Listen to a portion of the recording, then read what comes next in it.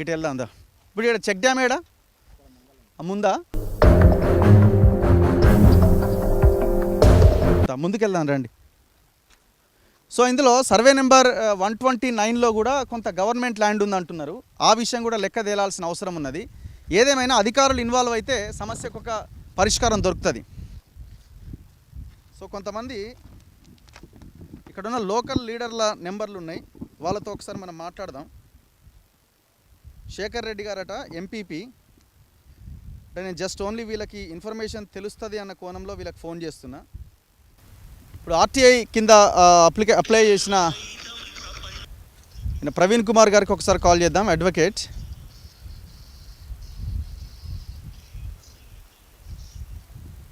Hello Praveen గారు. Good afternoon అండి. Sir మీరు గతంలో 7th month అనుకుంటాను 2024లో ఒక ఆర్టీఐ పెట్టారు, మీకు రిప్లై వచ్చింది. ఇది ఇన్క్రెడిబుల్ వాసవి ఇన్క్రెడిబుల్ లిమిటెడ్ అని ఇక్కడ ఒక వెంచర్ ఉంది కదా భూత్పూర్లో, మధ్యలో ఉంటుందా? మధ్యలో ఉంటుంది. ఏంటి సార్ ఇది, దీనికి పర్మిషన్స్ ఉన్నాయా? ఇప్పుడు ఈ మన ఒక వాగు ఉన్నది కదా, వాగు మీద కూడా ఒక కన్స్ట్రక్షన్ చేసిరు కదా. అది పూర్తిగా ఇల్లీగల్ అండి. మనము పోయిన సంవత్సరం మేలో మనం కంప్లైంట్ చేసినాం సార్ దానిపైన. యాక్చువల్ గా ఆడ ఎలాంటి బోర్డు గానీ ఎలాంటి పేరు గానీ లేకుండా ఇల్లీగల్ గా దాదాపు ఒక నాకు తెలిసి ఒక 300 ఎకరాలు దాదాపు, అంటే అక్యురేట్ గా చెప్పలేను, 305 ఎకరాలు అంటున్నారు. నా నోటీస్ లో కూడా అది ఉంది. అంటే నా దగ్గర ప్రస్తుతం ఫైల్ నా చేతిలో లేదు. అయితే నేను చెప్పేది ఏంటంటే గతంలో నేను 2024 మేలో ఫిర్యాదు చేయడం జరిగింది. అయితే వాళ్ళు ఏం చేసిరు అంటే ఓన్లీ ఒక 59 ఎకరాలని లేఅవుట్ గా చూపిస్తూ వాళ్ళు 300 ఎకరాలని వాళ్ళు లేఅవుట్ చేసిరండి. అది ఏంటంటే incredible India private projects private limited and Vasavi incredible developments limited పేరిట ఎవరు చేస్తారంటే మొహమ్మద్ సలీముద్దీన్ అండ్ చంద్ర అభిషేక్ హైదరాబాద్. ఆయన హైదరాబాద్ అభిషేక్, ఈయన వాసవి విజయ్ కుమార్ తోటే ఉంటాడు. ఈయన విజయ్ కుమార్కి ఏమైనా కాగానే మీడియా ముందు వచ్చి ఇంటర్వ్యూలు ఇస్తూ ఉంటాడు, మేము చాలా గొప్ప వాళ్ళము అట్లా ఇట్లా. ఆయన ఆఫీస్ వెస్ట్ మార్కెట్పల్లిలో ఉంటుంది, ఆ బ్రోచర్లో కూడా అదే అడ్రస్, ఆయన అక్కడే కూర్చుంటాడు. అయితే నేను మీకు ఇప్పుడే పంపిస్తాను ఒక పేపర్, దానికి సంబంధించి అఫీషియల్ గా డిస్ట్రిక్ట్ పంచాయత్ ఆఫీసర్ బాబునారు, నేను జిల్లా కలెక్టర్ గారికి ఫిర్యాదు చేయడం జరిగింది, డిపిఓ గారికి ఫిర్యాదు చేయడం జరిగింది, మున్సిపల్ అడ్మినిస్ట్రేషన్ హైదరాబాద్ రాష్ట్ర స్థాయి అధికారులు కూడా ఫిర్యాదు చేయడం జరిగింది. సార్ ఎంత ఘోరం అంటే అసలు ఆడ మధ్యలో ఈ 300 ఎకరాల్లో ఒక ఇరిగేషన్ నాలా కాల్వబోతుంది సార్. అది అవును, అదే చూస్తున్నాం ఇక్కడ, ఇది చూపించు కదా. మీరు చూస్తే ఇది భూత్పూర్ మండలం మదిగట్ల పాత మొలగర పరిధిలోకి వస్తుంది సార్. సర్వే నెంబర్లు 86 నుంచి 248-49 వరకు వస్తాయి సార్. కానీ మీకు ఇచ్చిన ఆర్టీఐలో 58 ఎకరాలే చెప్తున్నారు. మరి 58 ఎకరాలే ఉంటది. దాంట్లో వీళ్ళు అప్లై కూడా చేసుకోలేదు. మేము ఫిర్యాదు చేసిన తర్వాత మాకు ఇంకొకటి డిపిఓ ఇచ్చిన రిప్లైలో కూడా చెప్తున్నా 12/7/2024 రోజు అఫీషియల్ గా జిల్లా పంచాయతీ అధికారి ఇచ్చిర్రు. అది మీకు ఫార్వర్డ్ చేస్తాను. చూసినా సార్, ఆల్రెడీ చదివినా నేను, అది చదివినా. దాంట్లో మీరు క్లియర్ చూడండి సార్. మీరు వాళ్ళు అప్లై చేసుకునేది మనం కంప్లైంట్ చేసిన తర్వాత ఇరిగేషన్ డిపార్ట్మెంట్ సంబంధించిన ఎన్ఓసి పెండింగ్ లో ఉన్నందువల్ల ప్రస్తుతానికి లేఅవుట్ అధికారికంగా మంజూరు కాలేదు. అయినప్పటికీ వీళ్ళు ఏం చేసిర్రంటే మనం ఫిర్యాదు చేయక ముందు కూడా దాదాపు ఒక 7-8 వారాలు ఆదివారాలు దర్జాగా వందలాది కార్లను తీసుకొచ్చి హైదరాబాద్ వాళ్ళని తీసుకొచ్చి ఇక్కడ పెద్ద ప్రాజెక్ట్ అవుతుంది, పాలమూరు రంగారెడ్డి మీకు వెకేషన్ క్లబ్ అవుతుంది, ఈ మంచి టూరిజం స్పాట్ అని చెప్పి చేసి ప్రజలని అసలు వాళ్ళకి ద్రోహం చేసిర్రు సార్, కస్టమర్లకు చేసిర్రు. ఇప్పుడు దీనిలో నేను ఒకటే అడగదలుచుకున్నా, ఇరిగేషన్ శాఖ అధికారులను అడగదలుచుకున్నా, అసలు ప్రభుత్వానికి సంబంధించి ఇరిగేషన్ నాలాలు కబ్జాలు చేసి వాళ్ళు లేఅవుట్ చేసుకుంటుంటే ప్రైవేట్ సిమెంట్ ఎట్లా వేస్తాడు సార్? సిమెంట్ వేయడానికి ఎట్లా అథారిటీ ఉంది? పర్మిషన్ అనేది తీసుకోవాలి అట్లీస్ట్ సార్. అదొక్కటే కాదండి, అక్కడ అఫీషియల్ గా రేకుల షెడ్లు నిర్వహించి అక్కడ సండే పెద్ద బిజినెస్ జరుగుతుంది. మనం కంప్లైంట్ చేయక ముందు వరకు పెద్ద ఎత్తున ప్రతి ఆదివారం మధ్యాహ్నం బిర్యానీలు దర్జాగా ఇంకా అన్ని ఏర్పాట్లు చేసి వందలాది కార్లతోటి చేశారు. రైట్ సార్, మళ్ళీ మిమ్మల్ని కాంటాక్ట్ చేస్తా మళ్ళీ. Thank you. సో ఎవరైతే అమాయకులు ఎవరైనా ఈ ప్లాట్లు కొనుగోలు చేసిన వాళ్ళు ఎవరైనా ఉంటే తక్షణమే ఆఫీస్ దగ్గరికి వెళ్ళి వాడిని గల్లాబట్టి అడగండి, ఎవడెవడైతే మీకు అమ్మిండో పాపం ఎవరైనా చిన్న చిన్న ఏజెంట్లు వాళ్ళు ఉంటే వాళ్ళ మాయలో పడి ఇబ్బంది పడవచ్చు, కానీ వాళ్ళ దగ్గరికి వెళ్ళకండి. ఈ ఎవరైతే ఈ ఓనర్ ఉన్నాడో ఆ ఓనర్ దగ్గరికి వెళ్ళండి. వెస్ట్ మారేడుపల్లిలో ఆయన ఆఫీస్ అట, ఆ బ్రోచర్లో కూడా ఆయన ఆఫీస్ అడ్రస్ ఉన్నది. ఫస్ట్ ఫోన్ చేయండి, ఏం చేసినావు, మోసం చేసినావా, నిజమేనా అని అడగండి. లేదు ఇప్పుడు ఎవరెవరైతే ఈ ఆఫీసర్లు ఉన్నారో వాళ్ళని గల్లాబట్టండి, మీరు పర్మిషన్ లేకుండా ఎట్లా ఇక్కడ జరిగిందని. గ్రామ పంచాయతీ నుంచి మీ ఎమ్మెల్యే వరకు లోకల్ లీడర్ల వరకు వెళ్ళి అడగండి. ఇంత పెద్ద మోసం జరుగుతూ ఉంటే మీ హస్తం ఏమైనా ఉందా అని క్వశ్చన్ చేయండి. సో ఒకసారి చూడండి కాలువ,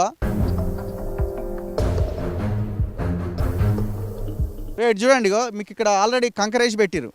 ఈ కంకరేసి ఈ రోడ్డు దీని మీద ఒక కాలు వేస్తారు, సేమ్ దానిలాగానే కాలు వేసి ఇక్కడ ఒక రోడ్డు పెడతారు, ఇక్కడ ఒక రోడ్డు చేస్తాడు అనమాట. ఇక్కడ ఒక బ్రిడ్జి కడతాడు, ఇక్కడ ఒక బ్రిడ్జి కడతాడు. ఎమ్మెల్యే జిఎంఆర్ మధుసూదన్ రెడ్డి గారు ఉన్నారు ఇక్కడ ఎమ్మెల్యేగా. సో ఇగో ఇక్కడ కూడా కంకరేసినారు చూడండి.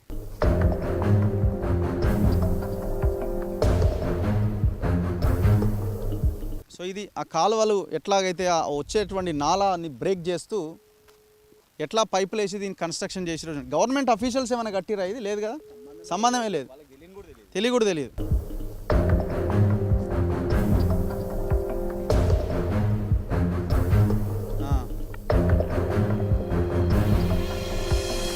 ఏ ఊరు మీది?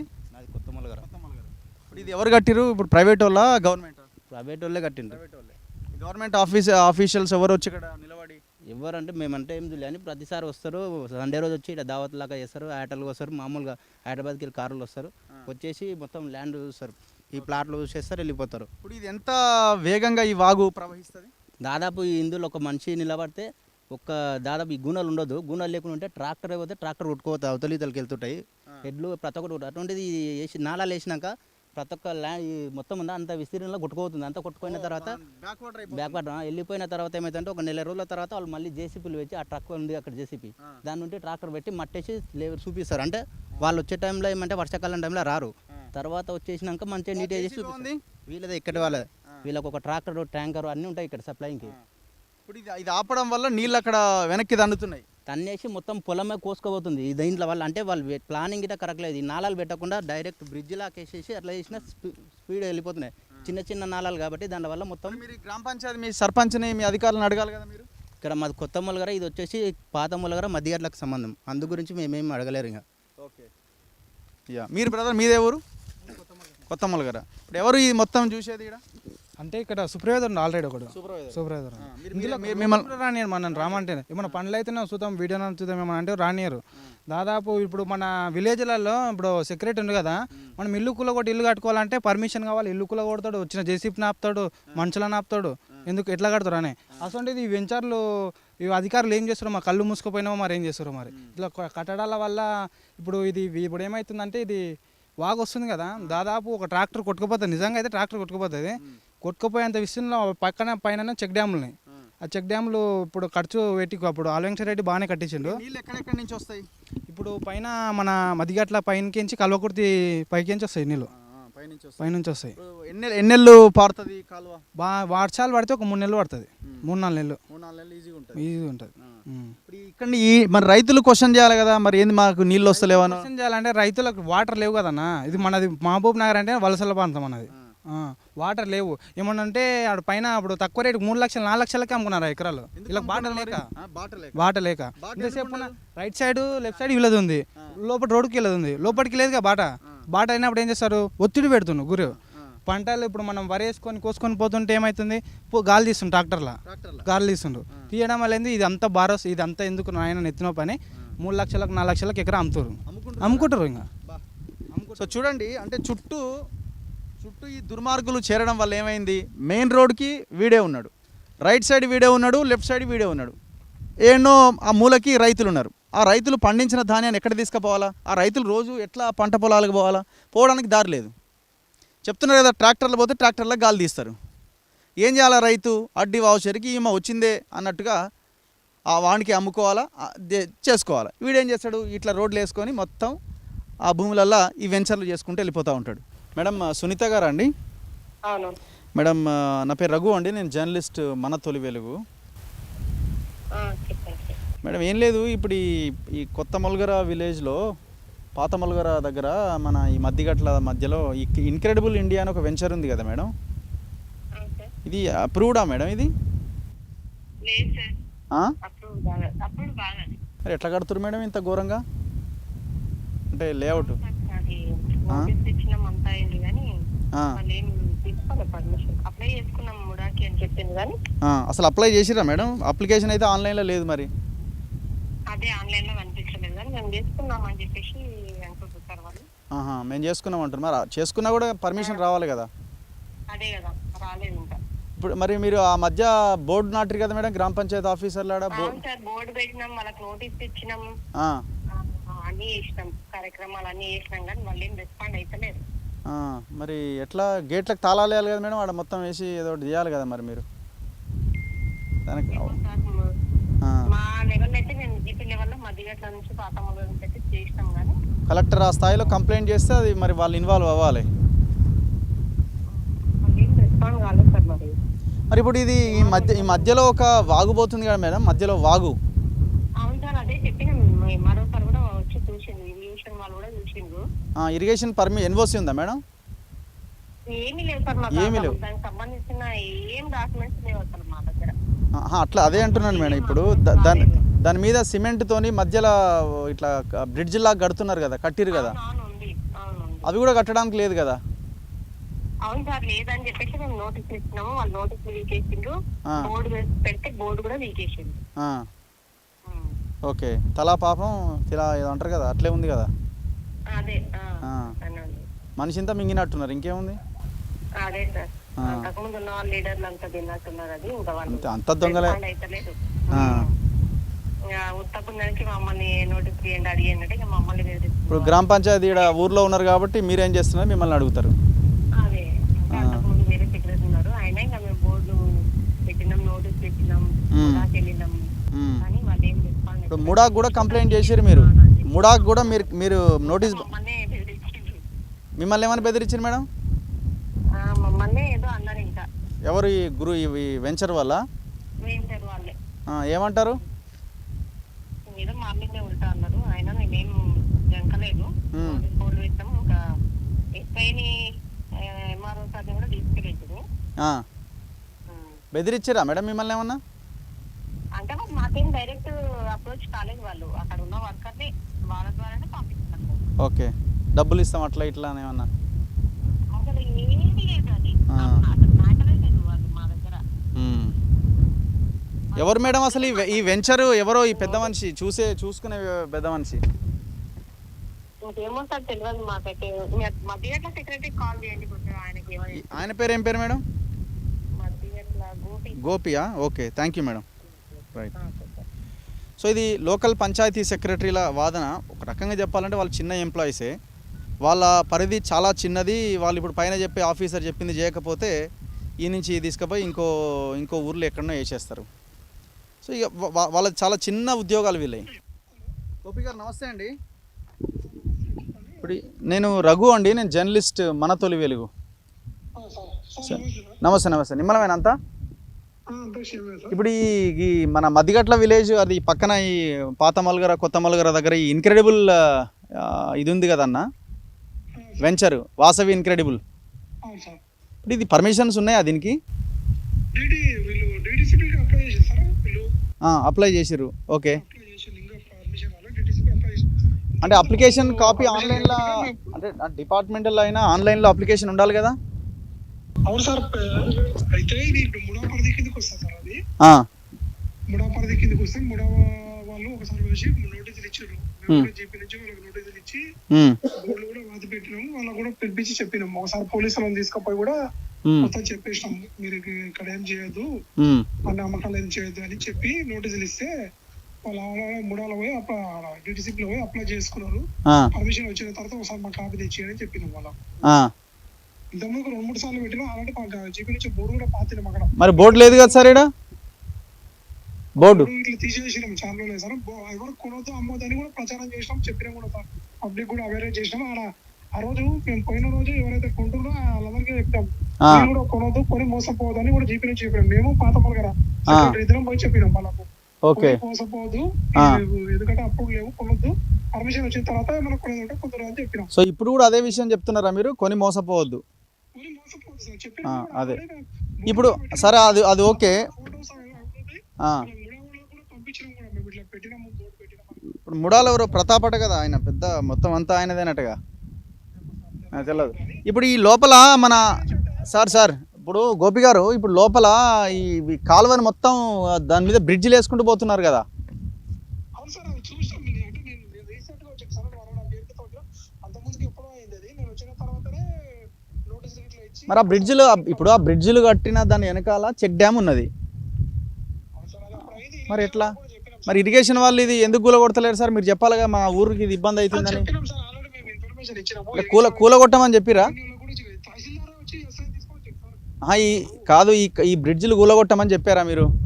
అవును సార్, తహసీల్దారే మనకి ఇన్ఫర్మేషన్ ఇచ్చింది సార్. ఇప్పుడు ముందు ఎంఆర్ఓ ఉండే సార్, మరి ఇంతవరకు పని ఎందుకు అవుతలేదు సార్? సార్ చెప్పిండు. సార్ చెప్పిన తర్వాత సారే మన నోటీస్ కూడా చేసి పట్టుకోండి. ఆ. ఇప్పుడు ఈ బ్రిడ్జిలు కూడా కాదు, ఈ బ్రిడ్జిలు కూడా అక్రమంగా కట్టినాయే కదా. అంత ముందుకే సార్, ఎప్పుడు మనం చాలా రోజులు కట్టేది. అదే చాలా రోజులు అంటే వీళ్ళే కట్టిరు కదా సార్. మేమందరం పోయి చూసే కాదు. బోర్డు పెట్టి ఉమ్. పెడితేనే మూడాక మేము అప్లై చేస్తున్నాం సార్ అని చెప్పింది. వాళ్ళు మరో సార్ పేరుతో మాట్లాడించాం పోయి ఒకసారి. రైట్. అంటే ఇప్పుడు ఈ బ్రిడ్జిలు వీళ్ళే కట్టినాయే కదా అంటున్నా, ఈ వెంచర్ వాళ్ళు కట్టినాయే కదా. అవును సార్, వెంచర్ అంటే నేను లేకుంటే వాళ్ళు అయితే ఎంక్వైరీ చేస్తే వీళ్ళు వెంచర్ కట్టినాయి కదా.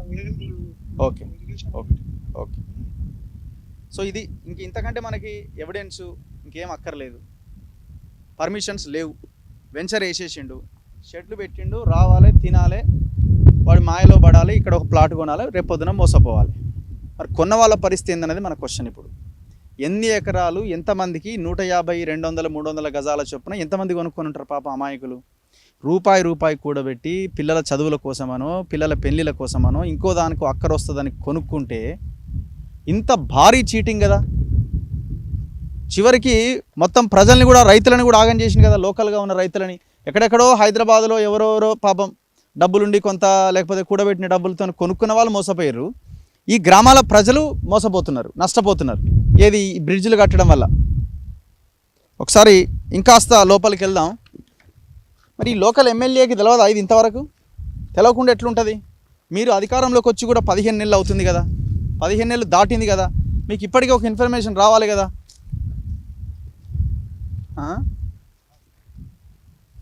అక్కడ ఊలుతున్నది కూడా చూడండి, వీళ్ళ కన్స్ట్రక్షన్ ఎంత గొప్పగా ఉన్నదో.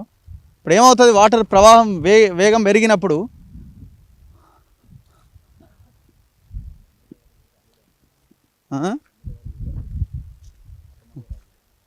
ఎమ్మెల్యే గారు ఈ ఊరికి సంబంధించిన అల్లుడే అట, మళ్ళీ తెలియకుండా ఎట్లుంటుంది? చెక్ డ్యామ్ ఎక్కడ?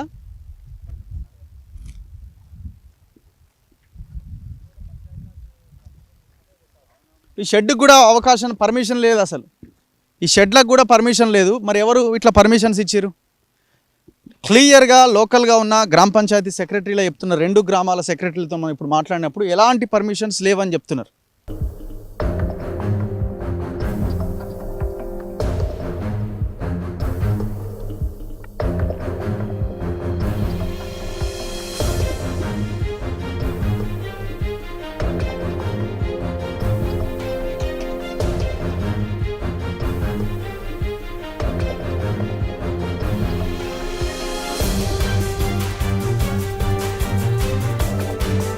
ఓహో, ఫస్ట్ ఈ లెక్కన వేసారా? మా డైరెక్ట్ కాంక్రీట్తో కట్టిరు.